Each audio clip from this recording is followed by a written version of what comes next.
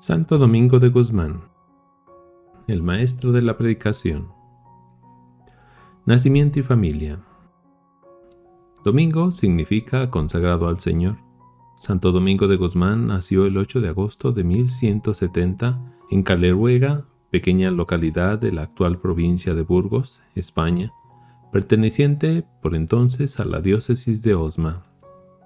Miembro de una familia de santos, su padre, don Félix de Guzmán, es reconocido en la iglesia como venerable. Su madre, Juana de Asa, es venerada como beata. Su hermano Antonio es venerable y su hermano Manés, que se unió a Domingo cuando éste fundó la Orden de Predicadores, también fue beatificado. El sueño de su madre. Su madre tuvo un sueño antes de dar a luz. Soñó que llevaba en su seno un cachorro que portaba en la boca una antorcha encendida y saliendo de su vientre parecía prender fuego a toda la tierra. De esta forma se representaba anticipadamente el nacimiento de un gran predicador que, con los ladridos de su doctrina sagrada, despertaría a las almas dormidas en el pecado y con la antorcha de su encendida palabra inflamaría con vehemencia la caridad, a punto de languidecer, o el fuego que Jesús vino a traer a la tierra. Una vez nacido, también su madrina tuvo una visión en la que le pareció que el niño tenía una estrella muy resplandeciente en la frente e iluminaba con su luz toda la tierra. No quiero estudiar sobre pieles muertas. Desde niño sus padres le dieron una buena formación religiosa, enviándole a estudiar a Gumiel de Izán, con un hermano de la beata Juana, que era arcipreste. Más tarde, para ampliar su formación, le enviaron al Estudio General de Palencia. Allí estudió artes liberales y a continuación se entregó durante 4 años al estudio de la teología. El estudio directo de la palabra de Dios produjo en él tal impresión que comenzó a quedarse pasmado en contacto con la Sagrada Escritura. Estudiaba con tal avidez y constancia que pasaba casi todas las noches sin dormir. Pero su amor a la palabra de Dios no se quedó en el terreno de la especulación intelectual, sino que trataba de poner en práctica lo que escuchaba o estudiaba, porque su memoria prodigiosa estaba habilitada por esa palabra de Dios. No le resultaba tan difícil pasar de la escucha a la práctica. Compasión por los pobres. Domingo trataba de hacer la voluntad de Dios cumpliendo con amor ferviente sus mandamientos. De este periodo hay una anécdota que deja traslucir al vivo el espíritu de Domingo. Se cuenta que mientras estudiaba en Palencia se desencadenó en casi toda España una gran hambre. Entonces Domingo, conmovido por la indigencia de los pobres y ardiendo en compasión hacia ellos, resolvió, con un solo acto, obedecer los consejos del Señor y reparar en cuanto podía la miseria de los pobres que morían de hambre. Con este fin vendió los libros que tenía, aunque los necesitaba, y todo su ajuar y distribuyó el dinero a los pobres, diciendo: «No quiero estudiar sobre pieles muertas y que los hombres mueran de hambre». Son palabras que aún hoy nos conmueven. Fray Esteban de España comenta este hecho diciendo que siguiendo su ejemplo algunas autoridades destacadas hicieron lo mismo y comenzaron a predicar desde entonces con él. Dedicado a la oración. Su fama llegó a oídos del obispo de Osma, Martín de Bazán, quien le llamó e hizo canónigo regular de su iglesia. Pronto fue nombrado sacristán del cabildo catedralicio, que entonces era un puesto importante, y más tarde subprior. Ya entonces pasaba los días y las noches en la iglesia dedicado a la oración. Estudiaba y oraba sin cesar. Dice Jordán de Sajonia que estando Domingo en Osma solía orar en el secreto de su cuarto, y mientras oraba no podía contener los gemidos ni los rugidos y gritos que salían de su corazón. En esa oración le dirigía a Dios una súplica especial, que le concediera la caridad verdadera y eficaz para cuidar con interés y velar por la salvación de los hombres. Ya entonces pensaba que solo comenzaría a ser de verdad miembro de Cristo cuando pusiera todo su empeño en desgastarse para ganar almas. 1 Corintios 9:19. al modo como Jesús, Salvador de todos, se inmoló totalmente para nuestra salvación. Esta entrega a la oración se mantuvo a lo largo de toda su vida, de tal modo que en todos los lugares por donde pasó dejó el recuerdo de un hombre que no cesaba de orar por los otros. Su encuentro con la herejía. En Osma trabó una amistad muy profunda con Diego de Acebes, quien conocía muy bien la Escritura y poseía un amor tan centrado en Dios que, siguiendo la recomendación de San Pablo, en Filipenses 2:21, solo buscaba los intereses de Cristo. En 1201 sucedió a Martín en la sede episcopal de Osma. 2 años después, el rey Alfonso VIII de Castilla le envió como embajador a las Marcas para concertar el matrimonio de su hijo con la hija de un noble escandinavo. En este viaje llevó consigo a Domingo. Para ambos, esta experiencia les abrió nuevos horizontes, pues entraron en contacto con la realidad del sur de Francia, dominada entonces por la herejía. Al pasar por la ciudad de Toulouse, Domingo se percató de que el dueño de la hospedería donde estaban alojados había abrazado la herejía, y a pesar del cansancio del viaje, se pasó la noche discutiendo con él hasta convencerle de la verdad católica. Al pasar por Alemania tuvieron noticias de la existencia de los cumanos, tribu feroz procedente del este. Una vez concluida su misión con éxito, volvieron a Castilla y 2 años más tarde volvieron a realizar el mismo viaje para recoger a la novia, pero, al parecer, ésta había fallecido o cambiado de idea. Diego envió un mensaje al rey para comunicarle que la boda había sido cancelada y se fue a Roma para visitar al Papa Inocencio III y presentarle la renuncia como obispo y pedirle la autorización para ir a evangelizar a los cumanos. Domingo heredará este deseo de ir a evangelizar a los cumanos, pero la muerte le sorprendió antes de poder llevarlo a cabo. Predicar a los albigenses. Por entonces el Papa había organizado una misión en el sur de Francia para predicar a los albigenses. Cuando estos predicadores, desalentados por el fracaso de su misión, se encontraban reunidos en Montpellier para deliberar sobre el modo de proceder en adelante, coincidió que pasó por allí el obispo de Osma con toda su comitiva de camino para su diócesis. Conociendo la calidad humana y espiritual de Diego de Acebes, le pidieron su opinión sobre el modo de proceder para que la misión tuviera éxito. Don Diego se dio cuenta de que la misión no podía prosperar a causa de la gran ostentación de estos misioneros, sus cuantiosos gastos, sus vestimentas y caballos. Estaba convencido de que había que predicar imitando a los apóstoles, viajando a pie y mendigando el pan de puerta en puerta. Para darles ejemplo, él mismo envió su séquito y equipaje a su tierra, dejando únicamente a su lado a Domingo y a unos pocos clérigos, y se puso a predicar en esa región, mendigando lo necesario para su sustento. Desde este momento Domingo ya no se llamó su prior, sino Fray Domingo. Monasterio para mujeres nobles. Hacia el año 1206, Diego de Acebes decidió fundar un monasterio para albergar a mujeres nobles de familias católicas que, por motivos de pobreza, eran entregadas por sus padres a los herejes, para que las educaran y se ocuparan de su manutención. Para ello, adquirió en Brulla, cerca de Fanjeaux, la iglesia de Nuestra Señora, que se encontraba en mal estado y no se había seguido usando. En torno a ella se construyó el monasterio. Este lugar sirvió también de base al grupo de predicadores.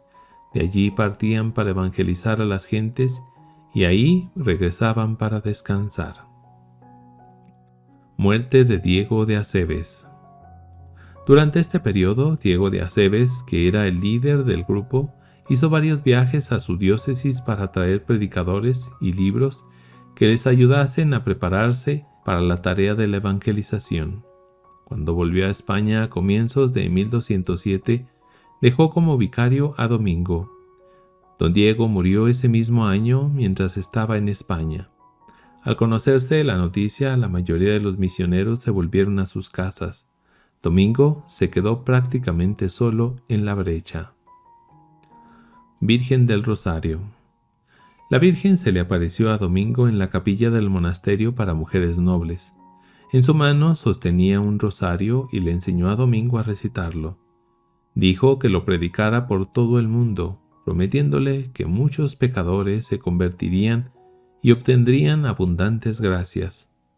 Domingo salió de allí lleno de celo, con el rosario en la mano. Efectivamente lo predicó, y con gran éxito porque muchos albigenses volvieron a la fe católica. Primeros misioneros. Durante los 10 años de apostolado en el sur de Francia, Domingo fue reuniendo poco a poco a su alrededor un grupo de misioneros entre los que no existía ningún vínculo jurídico. Estaban unidos a él libremente y podían marcharse cuando quisieran.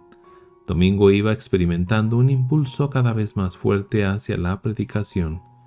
Llevaba muy metido en su corazón el deseo de la salvación de todos, y para ponerlo en práctica arriesgó su vida, pues su actividad molestaba a los herejes.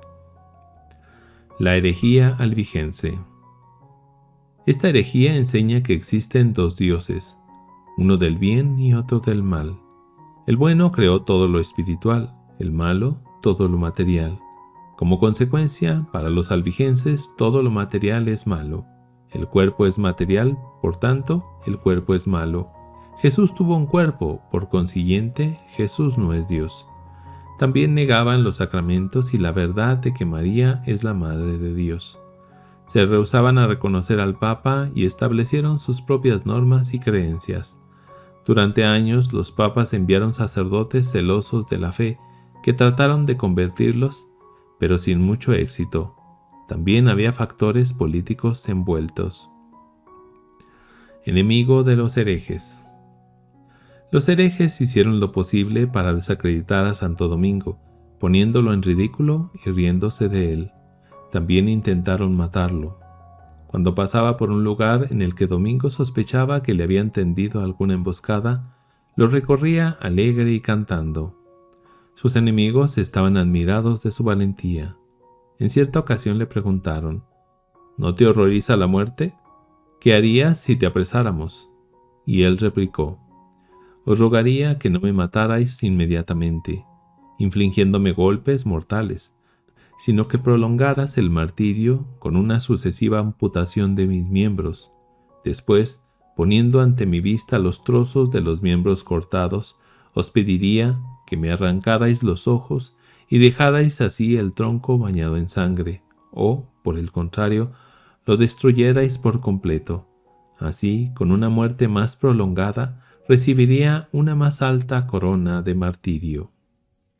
Ante estas palabras, sus enemigos se quedaron atónitos y ya no volvieron a tenderle más emboscadas.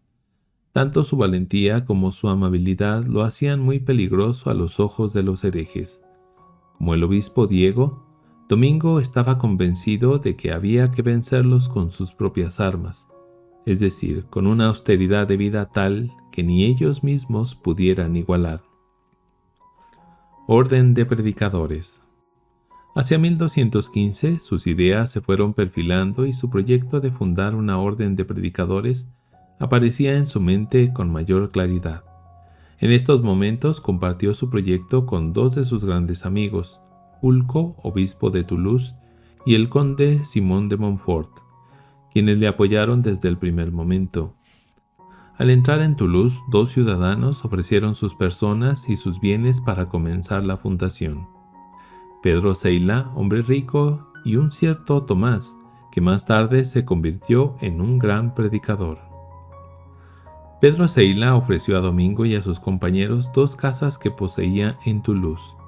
Desde entonces, Fray Domingo y sus compañeros comenzaron a habitar por primera vez en esta ciudad. Cuarto Concilio de Letrán. Al principio la orden tenía carácter diocesano, pero Domingo quería abrirla al mundo, cosa que solo era posible con la aprobación del Papa. La ocasión se presentó cuando el obispo Fulco fue convocado para asistir en Roma al Cuarto Concilio de Letrán e invitó a Domingo a acompañarle. Juntos fueron a pedirle al Papa Inocencio III que bendijera el proyecto. Los padres del concilio, asustados por la multiplicación abusiva de reglas religiosas, decretaron que no se aprobase ninguna orden nueva. Ese decreto iba directamente en contra del proyecto de Santo Domingo. El sueño del Papa Inocencio III.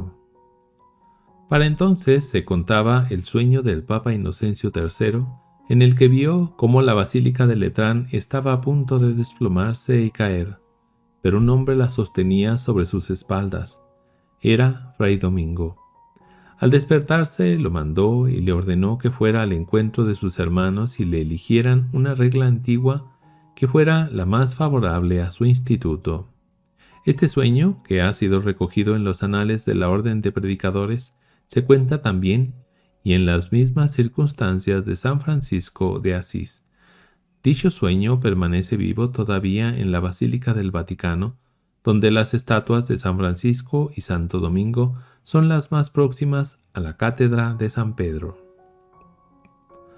Hablar siempre con Dios o de Dios. Cuando Domingo regresó a Toulouse, se encontró con que su joven familia se había multiplicado. Ahora eran en torno a 16 frailes. En este grupo había 8 franceses, 6 españoles, entre ellos el beato Manés, hermano de Santo Domingo, y un inglés. De común acuerdo eligieron la regla de San Agustín. A la regla, Domingo añadió uno de sus adagios favoritos, tomado de San Esteban de Grandmont, según el cual los frailes deben hablar siempre con Dios o de Dios. Quienes conocieron a Domingo personalmente nos dicen que siempre hablaba con Dios o de Dios. Humberto de Romans, quinto maestro de la orden, señala además que Domingo tomó de los premostratenses lo que había de más rudo, de más bello y de más prudente. Aprobación de la orden. Cuando Domingo regresó a Roma, el Papa Inocencio III ya había muerto. Su sucesor, Honorio III, aprobó la orden de los frailes predicadores en sus 2 bulas del 22 de diciembre de 1216 y aprobó igualmente sus 2 elementos esenciales, el estado canonical y la predicación. Maestro de la predicación. En el siglo XIII, este objetivo de la predicación era toda una revolución. Hasta entonces, no existía una sociedad de predicadores estable y libre de toda limitación jurídica. Esta novedad suscitó numerosas dificultades al principio. La idea de predicación universal provenía de Domingo, a quien entonces en el sur de Francia llamaban el maestro de la predicación. Otra de las innovaciones introducidas por Domingo es el estudio, como una obligación de la regla, obligación necesaria y permanente. El grano de trigo amontonado se pudre. Al año siguiente, en 1217, en la fiesta de Pentecostés, Domingo comunicó a sus frailes la decisión de dispersarlos. Tal decisión pareció una locura tanto a sus amigos como a los mismos frailes. Pensaban que la dispersión acabaría con la orden. Sin embargo, Domingo permaneció firme en su decisión y respondió a quienes no estaban de acuerdo diciendo: «No me contradigáis, sé muy bien lo que hago». El curso de los acontecimientos puso de manifiesto el acierto de tal decisión. Otra razón más pastoral alegada por Domingo era que el grano de trigo amontonado se pudre, pero si se esparce produce mucho fruto. Domingo se preocupó de que sus frailes se formaran bien, enviándolos a las universidades con el objetivo de que su predicación fuera más eficaz. Con gran celo predicaban, enseñaban y los frutos de conversión crecían. A medida que la orden crecía, se extendieron a diferentes países como misioneros para la gloria de Dios y de la Virgen. A partir de esta dispersión comenzó para Domingo una época de viajes continuos, a pie, a través de Francia, Italia y España, visitando los conventos y poniendo las bases de nuevas fundaciones. Él mismo carecía de celda en los conventos que visitaba.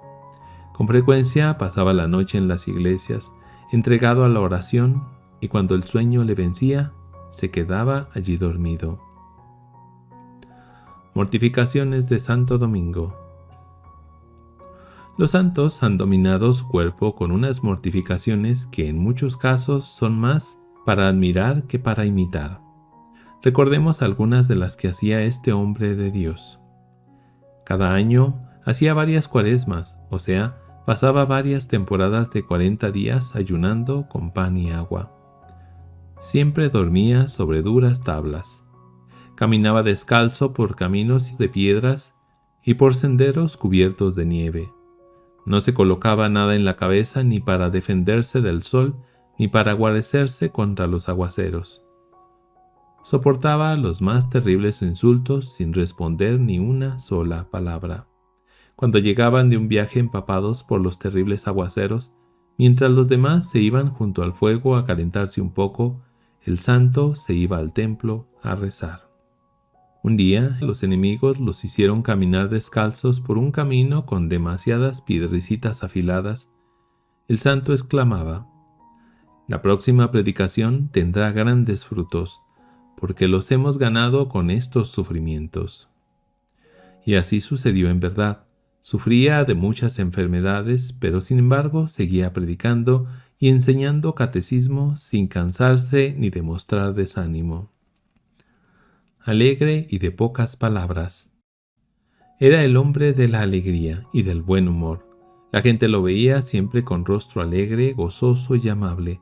Sus compañeros decían: de día nadie más comunicativo y alegre, de noche nadie más dedicado a la oración y a la meditación. Pasaba noches enteras en oración. Era de pocas palabras cuando se hablaba de temas mundanos, pero cuando había que hablar de nuestro Señor y de temas religiosos, entonces sí que charlaba con verdadero entusiasmo. Sus libros favoritos eran el Evangelio de San Mateo y las cartas de San Pablo. Siempre los llevaba consigo para leerlos día por día y prácticamente se los sabía de memoria. A sus discípulos les recomendaba que no pasaran ningún día sin leer alguna página del Nuevo Testamento o del Antiguo. Los que trataron con él afirmaban que estaban seguros de que este santo conservó siempre la inocencia bautismal y que no cometió jamás un pecado grave. Muerte y canonización. Totalmente desgastado de tanto trabajar y sacrificarse por el reino de Dios, a principios de agosto del año 1221 se sintió falto de fuerzas, estando en Bolonia, la ciudad donde había vivido sus últimos años. Tuvieron que prestarle un colchón porque no tenía, y el 6 de agosto de 1221, mientras le rezaban las oraciones por los agonizantes, cuando le decían que todos los ángeles y santos salgan a recibirte, dijo: «¡Qué hermoso! ¡Qué hermoso!», y expiró. A los 13 años de haber muerto, el sumo pontífice lo declaró santo y exclamó lo siguiente al proclamar el decreto de su canonización: «De la santidad de este hombre estoy tan seguro como de la santidad de San Pedro y San Pablo». Santo Domingo de Guzmán, ruega por nosotros.